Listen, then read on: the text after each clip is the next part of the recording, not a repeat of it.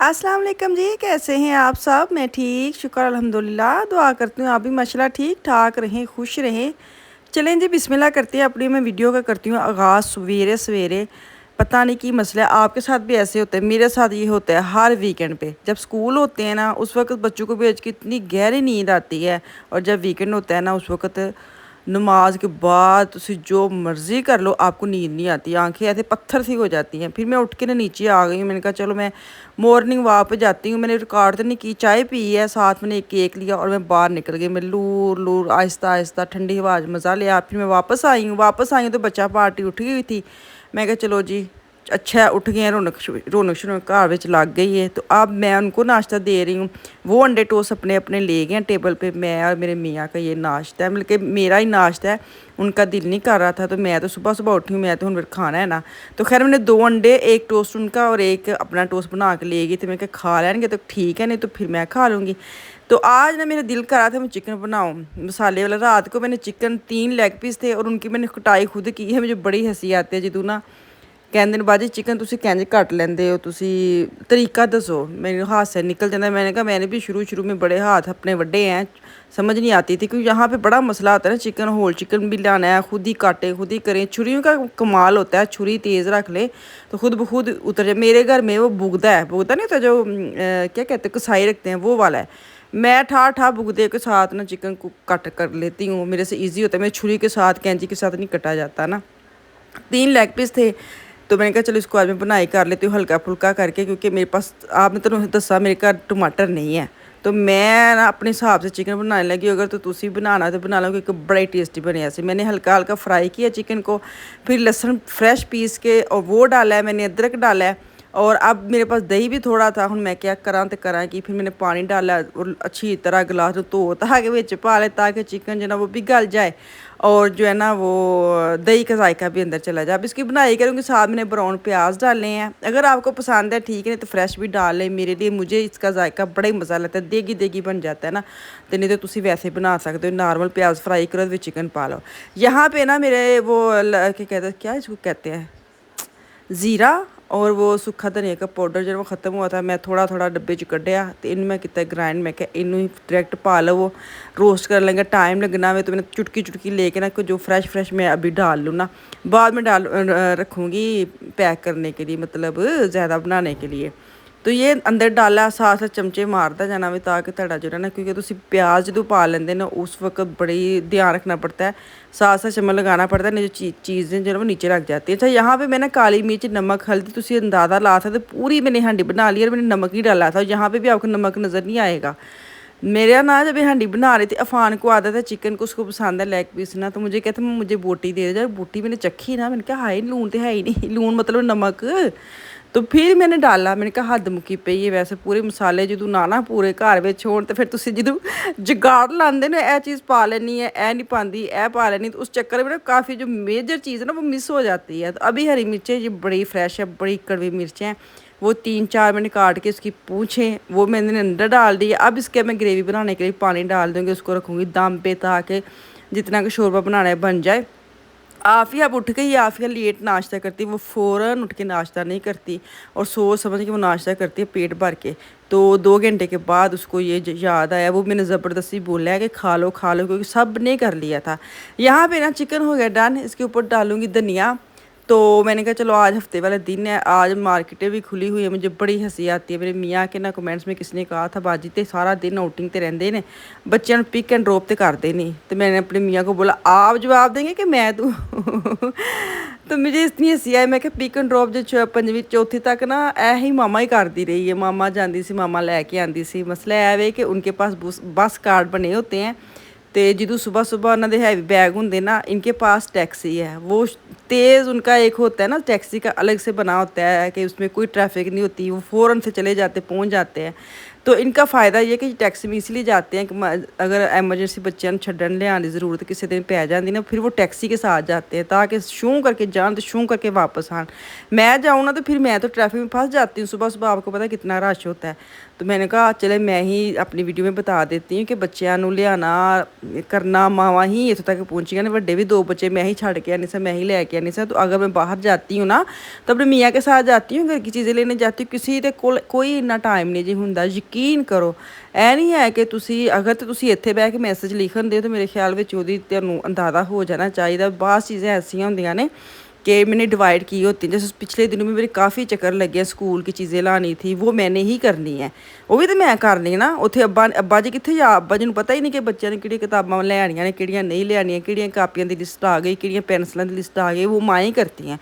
वो मैं मसा जाके 2-3 दिन लगा के तो मैंने लिस्ट उसकी पूरी की है। तो अभी भी है, तुम यकीन करो रोज़ एक एक चीज़ इन्हों की मिस हो जाती है। तो इसलिए बाहर जाती हूँ, लूल फिरने का किसी का दिल नहीं करता, कोई एडा वेला नहीं, वो भी एड्डी गर्मी में हैं। गर्मी च तुसी बाहर जाके वाओ धुम्म, अक्खां जड़ियां ना लाल, तो मूँह च सेक निकलता, फिर दिल करता हम दौड़ जाइए घर। तो यहाँ पे आई हूँ एक्शन मार्केट में, वो भी मैं इनके साथ आई हूँ।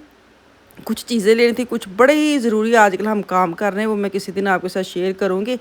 फ़िलहाल मैं इस मार्केट से आई हूँ। मैं कुछ देखा था, क्या कहते हैं, तुम पता वीकली या अखबारें आती हैं या वेयरबुंग आती है इंस्टा पे या टिकटॉक पे, तो वहाँ से कुछ ऐसी चीज़ें ज़रूरी जो हम ढूंढ रहे होते हैं तो नज़र आ जाए, फिर हमें चक्कर लगा लेते हैं, ताकि बजाय कि उस दुकान पे पता करूँ, उस शो में पता करूँ, तो डायरेक्ट उसी दुकान पे जाएं जहाँ से आपने देखी हैं चीज़ें और मिल जानी है। तो इत्थे भी कुछ चीज़ां स्कूल दियां जिहड़ी मिस हुई सन, वो मैं इत्थों चुक्कियां ने। खैर हत्थ लांदियां लूंदे डब्बियां नूं ये चीज़ां वेख वो वेख करते करांदे ने, काफ़ी मैं चक्कर की कहते हैं अंदाज़ा लगाई हूँ। मैंने ना करना है किचन चेंज, ठीक है। उसके लिए अभी तो मैं कुछ इधर से नहीं ले रही, लेकिन मैं अपने बेटे का वेट कर रही हूँ क्योंकि मैंने जाना है मार्केट में।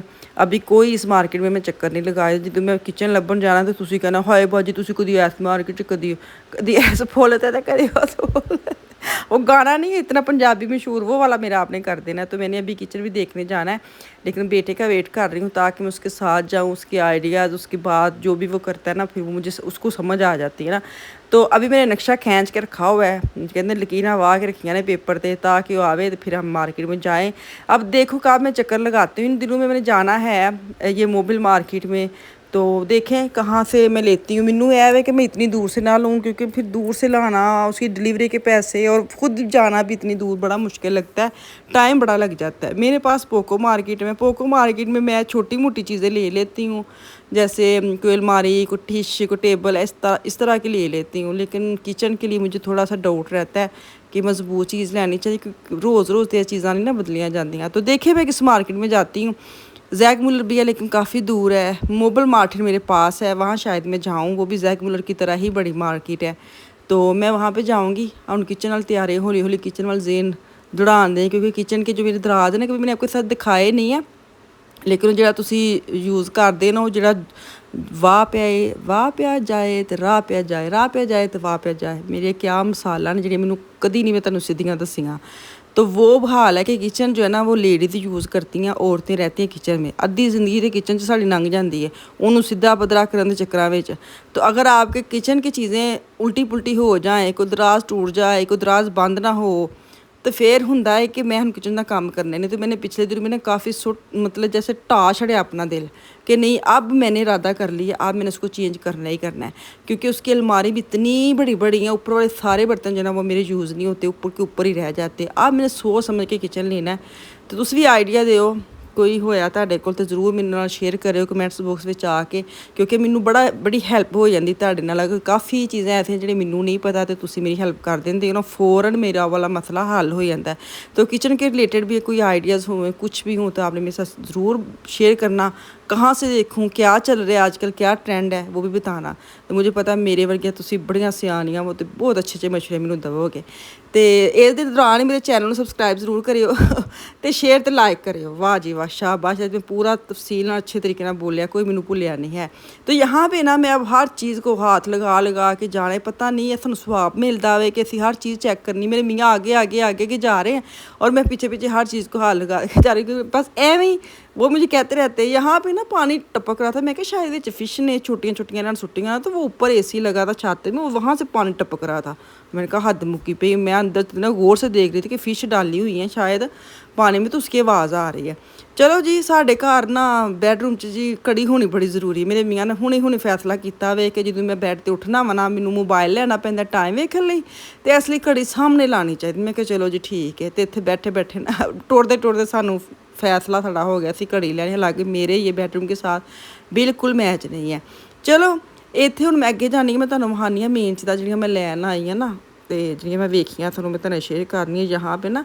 अच्छा तुसीं जिहदे वेखदे हो ना अखबार वगैरह पे कि कुछ ऐसी चीज़ें, इतनी चीज़ें होती हैं जो यहाँ मार्केट में जाए ना तो मिलती नहीं है, क्योंकि एक्शन मार्केट कल इतना रश था कि 4 उसके काउंटर थे और चारों फुल थे, लंबी लंबी लाइनों वाले ना। मैंने कहा है इतनी गर्मी में मैं क्यों आ गई, लेकिन चले शुक्र है जिस चक्कर में मैं गई थी वो मेरा काम भी हो गया और भी चीज़ें काफ़ी मिल गई। तो हैंगर्स वगैरह भी थे अच्छे, मैंने वो लेने थे। तो मैं बस तुहानूं पता मैनू प्लास्टिक के चाहिए थे, क्योंकि ये लकड़ी वाले जो है ना, ये मुझे लगता है जैसे इसके अंदर कपड़े जो ना अटक जाते हैं। तो मुझे वो दूसरे वाले पसंद है, ये वाले सीधे सीधे डालो, बच्चों के शर्ट्स वगैरह तो फटाफट लगा दो। तो खैर ये एक मैंने पूरा पैकेट उठा लिया। ਵੇਖੋ ਹੁਣ ਉਸ ਤੋਂ ਬਾਅਦ ਅੱਗੇ ਮੈਂ ਜਾਣੀ ਆ। ਮੈਨੂੰ ਮੇਰੇ ਮੀਆਂ ਕਹਿੰਦੇ ਨੇ ਇਥੋਂ ਇਸਤਰੀ ਲੈ ਲੈ, ਇਸਤਰੀ ਲੈ ਲੈ। मैंने कहा 10 सारे ਦੀ इस्त्री ਵਿੱਚ कितनी की जान होनी है, क्योंकि मेरे घर की ना इस्त्री ख़राब नहीं है। उस जहाँ से पानी डाल तो उसका ढक्कन टूट गया है, पता नहीं कहाँ गिर गया। मैं पानी डाल दी, जब इस्त्री फटाफट तेज़ काम करो ना, वहाँ से उछल उछल पानी बाहर आता है। तो मैंने अच्छी वाली इस्त्री लेनी है, चेंज करनी है। देखो तो यहाँ पे ये मैं जुड़वा लेने आई थी क्यूटू से हैंड कैरी। मुझे कलर नहीं समझ आ रही थी मैं कौन से लूँ, तो मैं दिखाती हूँ, मैंने बताती हूँ, बल्कि मैंने कल बताऊँगी मैंने कौन से लिया। आप बताना मैंने कौन से लिए होंगे, इन दोनों में से कौन सा कलर मैंने लिया होगा। चलो जी वापस आ गए घर, तो असीं 3-4 साढ़े घर मैंगो पे सन, वो प्रोग्राम वेखदा दिल कीता तो असीं भी कट लए। तो हुण मैनूं दो इजाज़त, वापस आऊँगी कल। अल्लाह हाफिज़।